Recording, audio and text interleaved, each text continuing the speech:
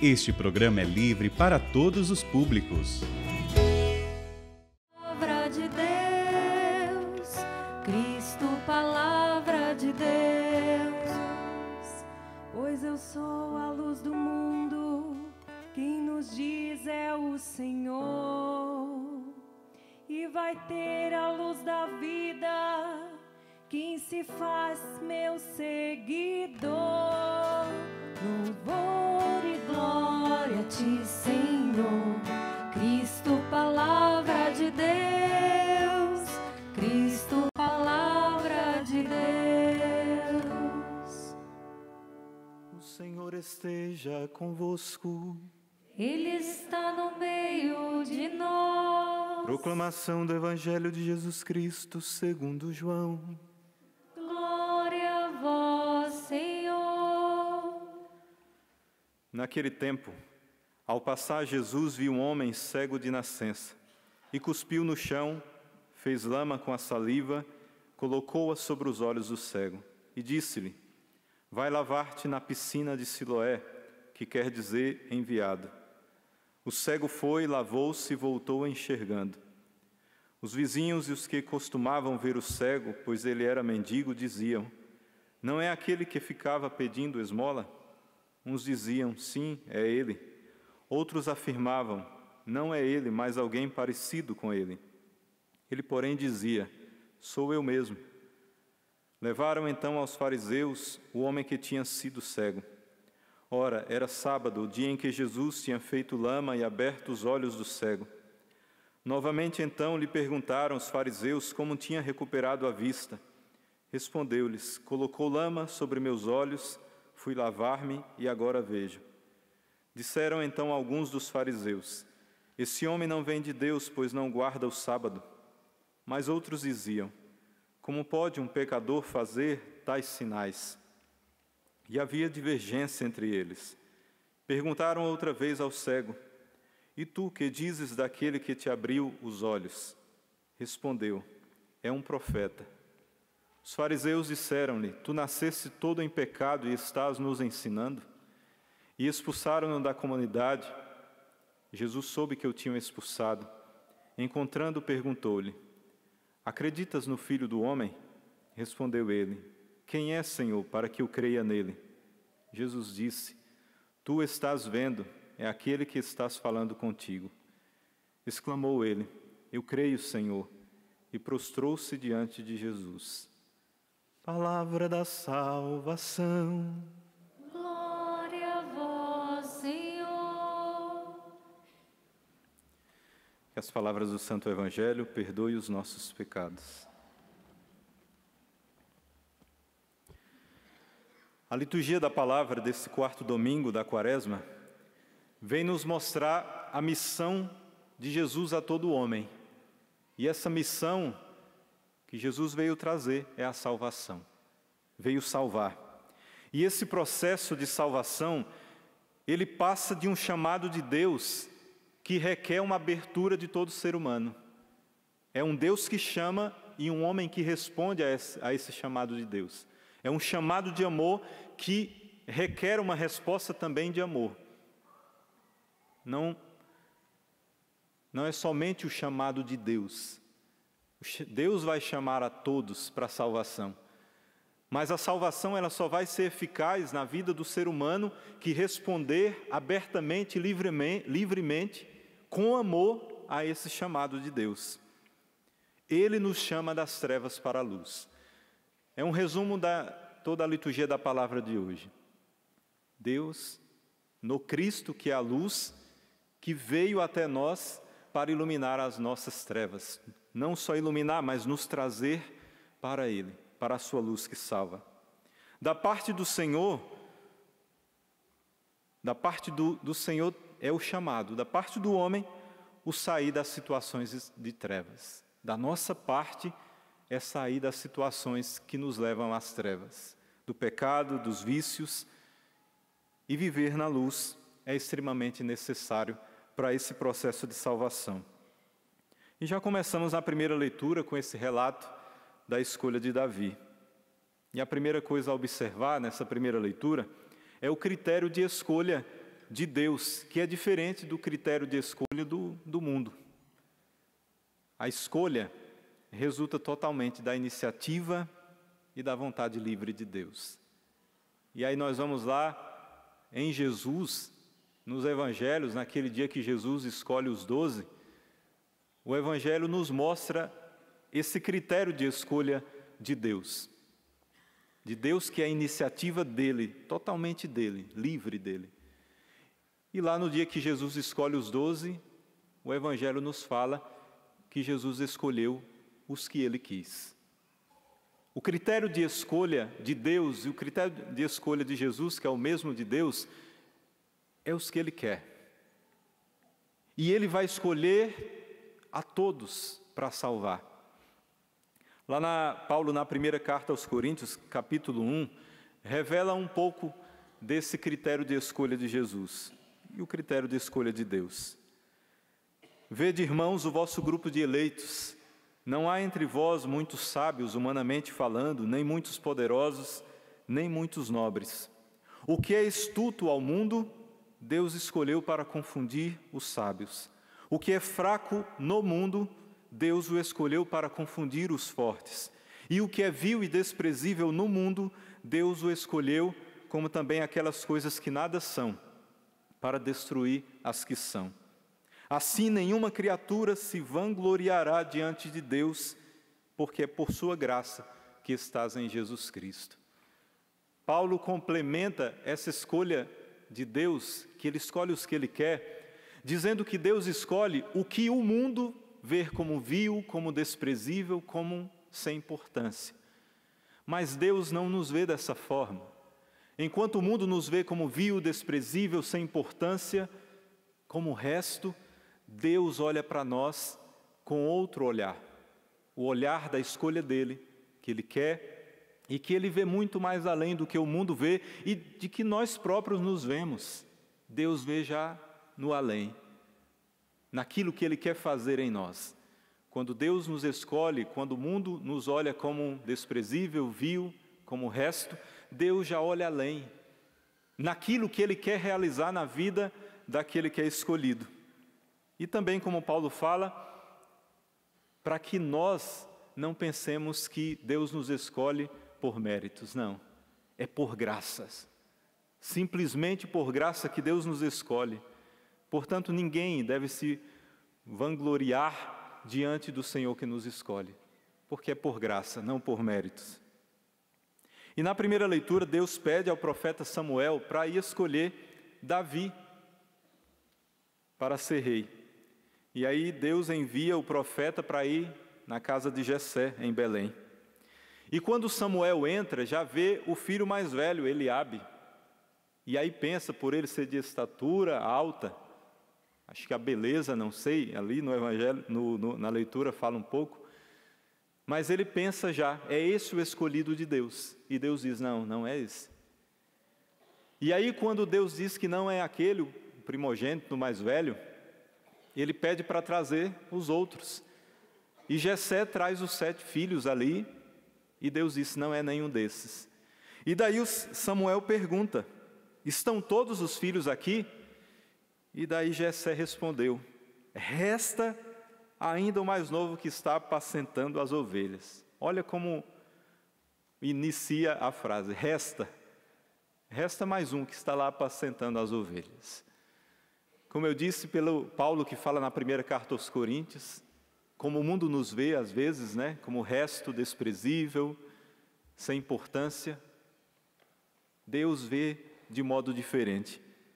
E aí Deus escolhe a Davi, Samuel percebe de Deus que a escolha é aquele jovem que estava apacentando.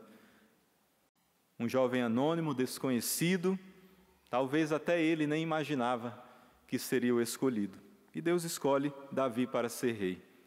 O Salmo de hoje nos garante a proteção de Deus a todos aqueles que são escolhidos e que dizem sim, um sim aberto de amor ao chamado de amor de Deus. O Salmo é o próprio Davi que canta, o escolhido de Deus para ser rei, que tinham como resto era o último ali dos filhos. O Senhor é o pastor que nos conduz, não nos faltará coisa alguma. Aquele que fala sim ao chamado de Deus, saiba que tudo isso que Davi canta no Salmo é o que vai acontecer com aquele que diz sim ao chamado de Deus.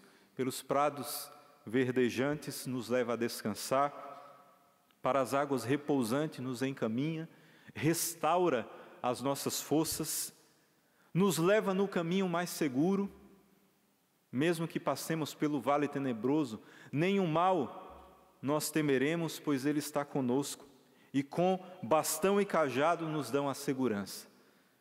Felicidade e todo bem hão de seguir-nos por toda a nossa vida, e na casa do Senhor habitaremos pelos tempos infinitos. Isso tudo vai acontecer não só para aquele que é chamado, mas para aquele que aceita o chamado e segue.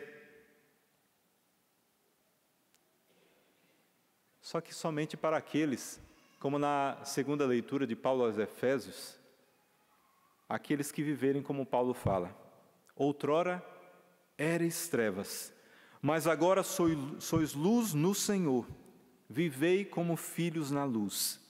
Tudo isso que o Salmo nos fala, Davi cantando nesse Salmo, tudo que vai acontecer com aquele que diz sim ao Senhor, complementando, como Paulo fala aos Efésios, para aqueles que saem das trevas e vêm para a luz. Tudo isso vai acontecer, o Senhor vai nos levar ainda que andemos pelo vale tenebroso, nenhum mal nós temeremos. O Senhor vai nos guiar pelo caminho mais seguro. Com o cajado e o bastão nos dão a segurança, como um pastor que nos conduz. Somente aqueles que estão dispostos a sair das trevas e vir para a luz. Não tem como estar trevas e luz no mesmo lugar. Não. Onde acendemos uma luz, as trevas se dissipam. Quando acendemos a luz no quarto ali, a maioria fica iluminado, só não embaixo da cama, embaixo dos cômodos, fica escuro. Mas para que tudo isso aconteça, tudo precisa ser iluminado na nossa vida. Se o Cristo entra em nós, se nós aderimos a Cristo, falamos sim a Ele, não tem como ficar lugar de trevas. Se acontecer de existir ainda trevas em nós, tudo isso que o salmista nos fala no Salmo não vai acontecer conosco. Daí não cobre Deus depois. Daí não questione Deus se a tua vida não está dando certo, como fala aqui no final do Salmo. Felicidade e todo bem hão de seguir-nos por toda a nossa vida. A felicidade plena e eterna é no céu, mas aqui, aqueles que estão na luz, estão em Cristo, já viverão essa felicidade em parte. Portanto, se a tua vida não está feliz, se você não vive a felicidade já em Deus aqui, essa felicidade em parte, algo está errado. Claro, lembre-se que problemas, tribulações não é sinal de não felicidade. Não. Aqueles que são chamados por Deus, que provaram do Cristo, da salvação que Ele nos traz e estão na luz, sabem extrair a felicidade, a alegria, mesmo em meio às dificuldades. Dificuldades não quer dizer infelicidade, não. Se estamos em Cristo, ainda que passemos pelo vale tenebroso, nenhum mal nós temeremos. O pastor vai conosco, nos guiando.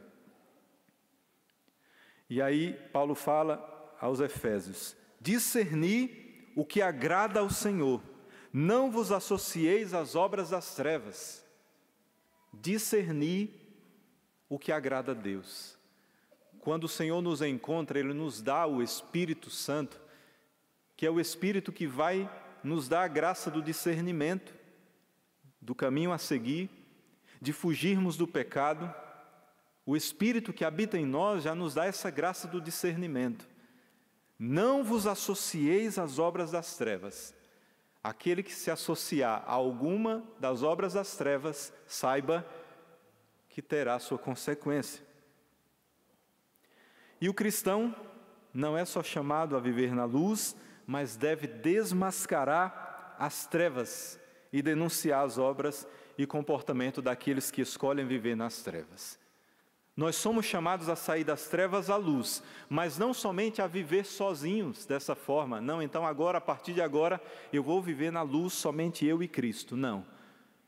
Quando o Senhor nos chama a sair das trevas para a luz, Ele nos convida também a iluminar o mundo que está em trevas. Ele nos envia, Ele nos leva aos lugares onde existem trevas, para que a luz dEle, que irradia em nós, ilumine também os outros. A luz não é nossa, é dEle, que reflete em nós.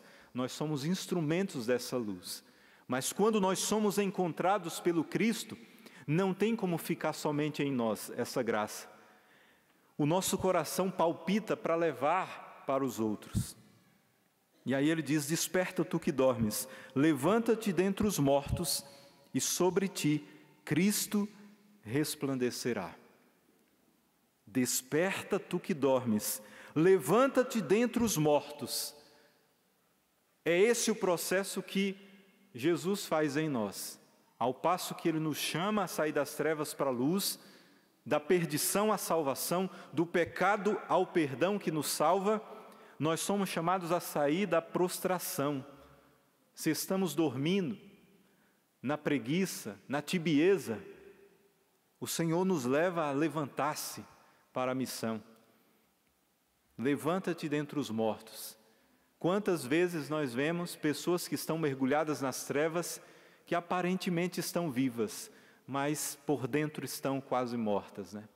Como Jesus falava aos fariseus e doutores da lei: por fora estão bonitos, mas por dentro sepulcros caiados. Bonitos por fora, mas por dentro estão morrendo.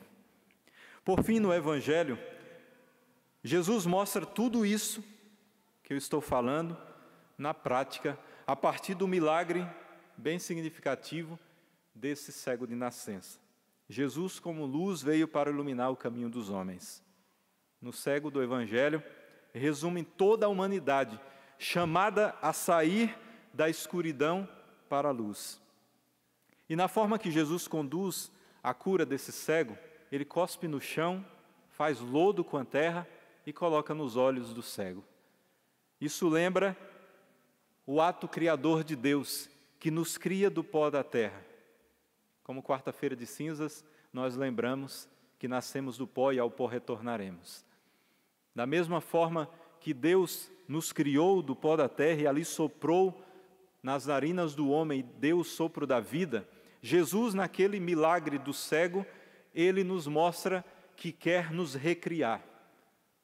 Deus nos criou, mas nós sabemos que o pecado nos emaranhou nas trevas, e ali Jesus mostra naquele milagre do cego de nascença o que Ele quer fazer com toda a humanidade: nos recriar,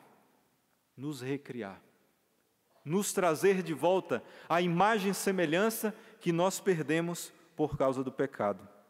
E outro fato é que Jesus pede para aquele cego, já com o lodo nos olhos, e lavasse na piscina. Jesus poderia muito bem curar aquele cego apenas falando: fique curado. Poderia, não poderia? Poderia. Jesus tem poder para isso. Ele poderia apenas dizer: fique curado. Mas não, Ele fez todo aquele processo, mostrando que quer recriar a humanidade, e pede para ele se lavar lá na piscina. Isso é a cooperação do homem. Jesus vai sempre esperar a nossa parte, a nossa contrapartida. Ele pode fazer sozinho, mas Ele quer saber se nós queremos também. Ele quer saber se nós queremos. Aquele cego obedeceu, foi até a piscina e foi curado. Ele espera de nós também, ao nos chamar, se nós estamos dispostos a obedecê-lo. No processo de salvação, Jesus espera o nosso sim, a nossa abertura, o nosso querer, a nossa vontade. Jesus chama a salvação, nós precisamos aceitar o seu chamado. Jesus está esperando de cada um de nós aceitarmos esse chamado.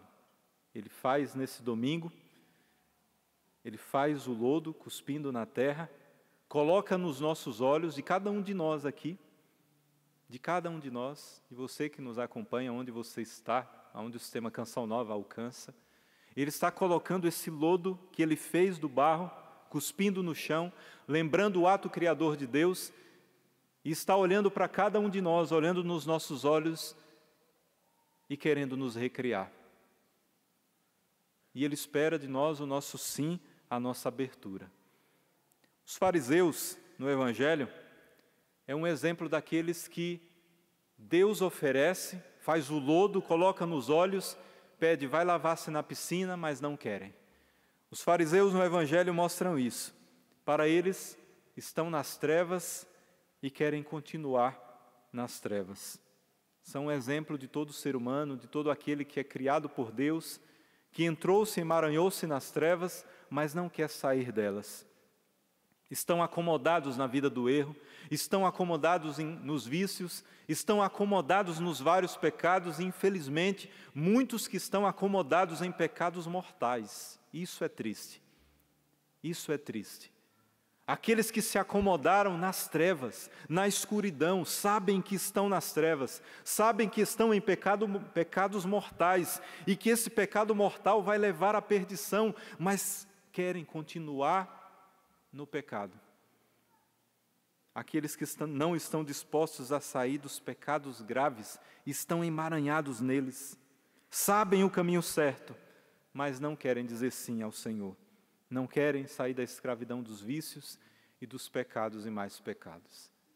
Nesse domingo, quarto domingo da Quaresma, estamos já nos aproximando da Semana Maior, dessa semana que nós recordamos e vivenciamos novamente toda a salvação que Jesus veio nos trazer. O Senhor nos chama no dia de hoje. Não vamos esperar somente no domingo de Páscoa. Não. Hoje é domingo. Hoje nós já celebramos a Páscoa. Hoje é o dia que o Senhor nos deu. Nos chama, colocou lodo nos nossos olhos e espera de nós a obediência. Vai até a piscina. Vai até a piscina é obedecer aos seus mandamentos, é obedecer à sua vontade, é dizer sim a Ele. Que hoje, nesse domingo, dia da salvação, você possa dizer sim ao Senhor. E saiba de uma coisa, se você fala o sim, felicidade, todo bem, hão de seguir-te por toda a tua vida, a toda a tua existência, e a felicidade eterna que te espera. Louvado seja o nosso Senhor Jesus Cristo.